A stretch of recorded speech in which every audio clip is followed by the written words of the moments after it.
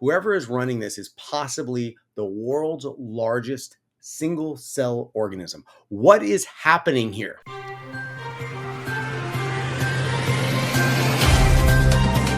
This episode is made possible by OITVOIP. Find your best-in-class revenue generation for MSPs all over the world. Learn more via the link in the show notes. You're watching MSP Dispatch, your source for news, community events, and commentary in the MSP channel. My name's Tony Francisco, and here, Secret Love. No, Ray Orsini. You know what I was going to say. You know what I'm going to say. You're all completing the song right now. You're all sick in the head, but you love it. We're here for a reason. And how the heck are you doing? It is after 4th of July. Can you show me all your fingers? I was going to say digits, but of course you guys are all going to turn that into something else. Can you show me all? Can you Lost 3 digits, gained a new nickname. You can call me Stumpy Joe from now on. Any mug shots this weekend? How are you doing? So since we record this before the actual date takes place, I'm going to go ahead and say I'm prognosticating 10 fingers, 10 toes. Hold me to that next Tuesday. I'm looking forward to 4th. And if you're watching this, you're like, wait, what just happened? That's how you go back in time, ladies and gentlemen. Tony, take us forward. Give us some stories. Give us some news. Let's get into the news. Jumping into my first story from darkreading.com. New FCC Pilot shores up security for K-12 libraries from darkreading.com.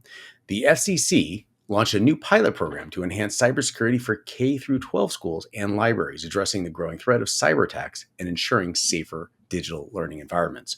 The 3-year effort will provide up to $200 million US for the Universal Service Fund for advanced firewalls, endpoint protection, identity verification, and monitoring systems. This program addresses budget shortfalls in schools and libraries, which typically allocate less than 8% of their technology budgets to cybersecurity.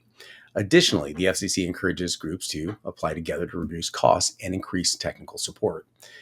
Experts suggest starting with expensive measures such as creating cybersecurity policies and training staff and students.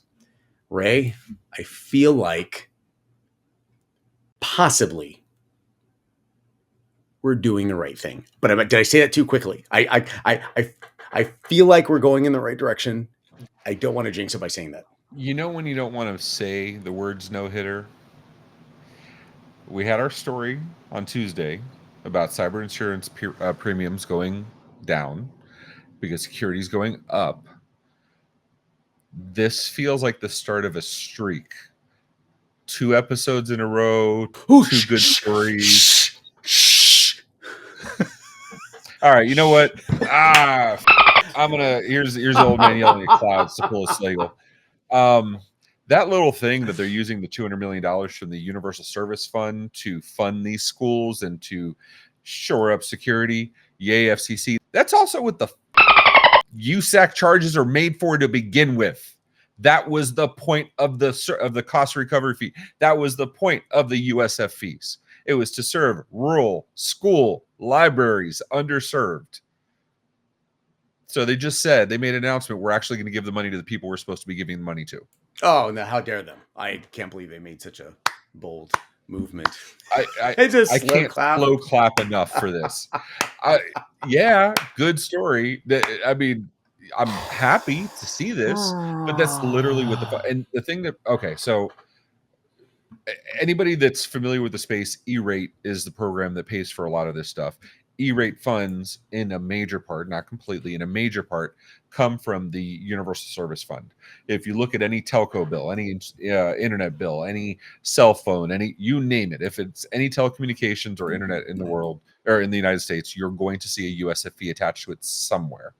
And there's a handful of fees that go into it, and they charge it the state and the city and the federal level, and it's really only a federal organization, but that's a whole other ball of wax, and they all have the same name. But that was the point of this. They used to pay for internet. They used to pay for phones. They used to pay for IT services. They used to pay for hardware. They used to be able to prepay MSP services 3 years in advance per yearly contract. Well, hold on. What is happening here? You're doing that math correctly. I'll let that sink in. And the reason for that is because even though it's a yearly program applying for yearly funds, it often took them 18 to 24 months to approve a year. So to counteract their inefficiency, they made a wildly assumptive inefficiency to fix it. And so they went the opposite direction. And so there was a ridiculous abuse of funds and blah, blah, blah. And so they cut it back. And then MSP services hardware got cut back in a big way. They weren't paying it for the longest time. And this is going back early 2010s. So, this has been a long time. Who is running this? I'm just going to call this as simple as possible. This is a very simple situation. Whoever is running this is possibly the world's largest single cell organism. What is happening here? There is a growing, calling this public perception, that you, sir, or group, are a twit. What is happening here? What am I missing? I feel you were reading that. You weren't even reading it. You were just off the top of your head listing out all of the funds that were readily available and they were pre-allocated. And no, I don't think I'm going to do that today. The part that kills me is Ajit Pai did some good. Wheeler did some good. I forget the woman's name now. I apologize. They've all done some good stuff, but this one's the first one to say, let's use the money for the right thing, which, yay. Congratulations. I hope these stories keep on coming. Tony, how do you feel about this? Let's close this out. Let's wrap it up with this. I'm glad it's going in the right direction.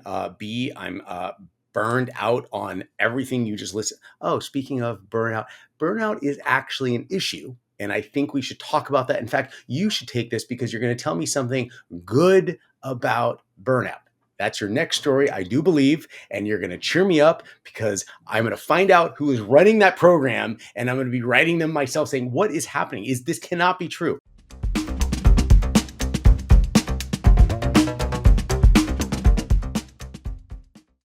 In our next story, burnout. It's costing enterprises more than money, in a story written by Dice. Cybersecurity burnout is a significant issue, costing U.S. businesses an estimated $626 million in lost productivity annually, according to Hack the Box.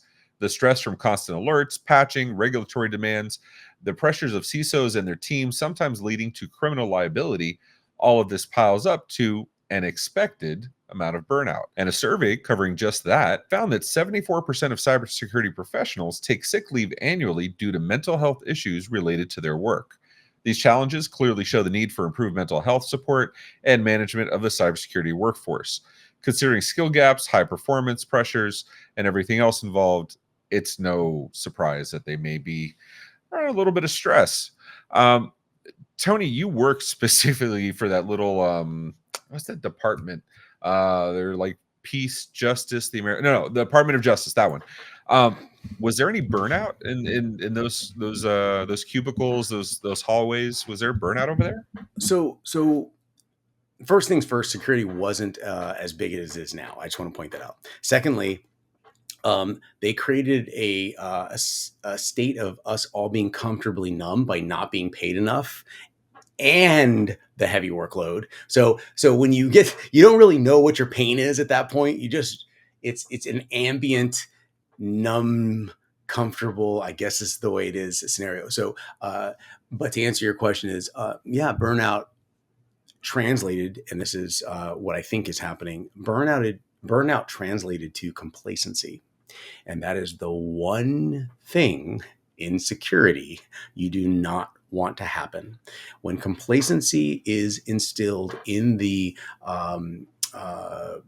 general culture in any capacity, if anyone isn't there if a system of checks and balances is not put in place prior to that, complacency will, like a virus, spread and become overwhelming. And the only way it can be undone is through a massive overhaul, because at that point, you've been impacted by an attack of some capacity in today's world.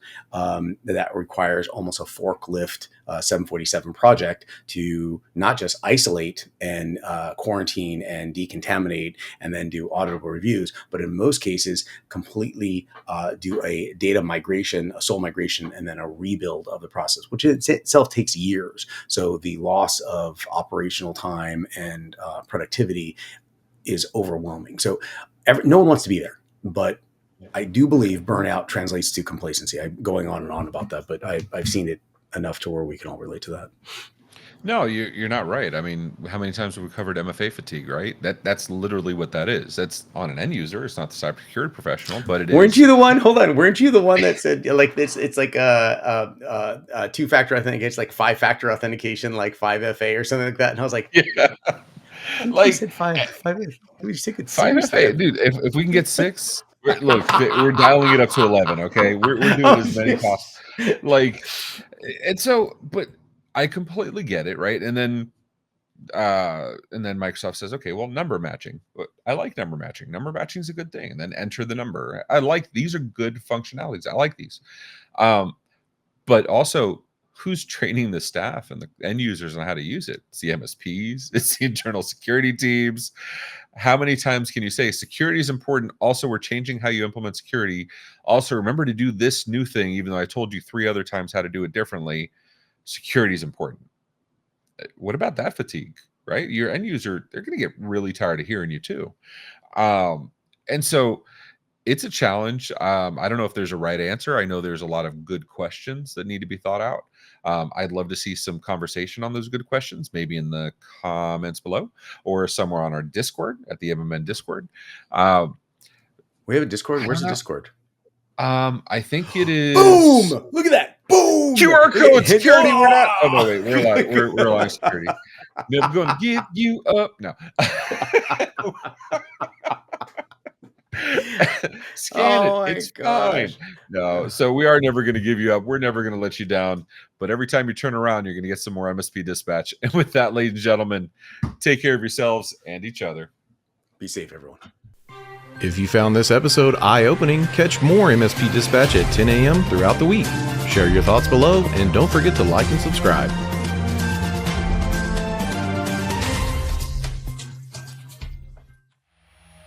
This has been a broadcast of the MSP Media Network.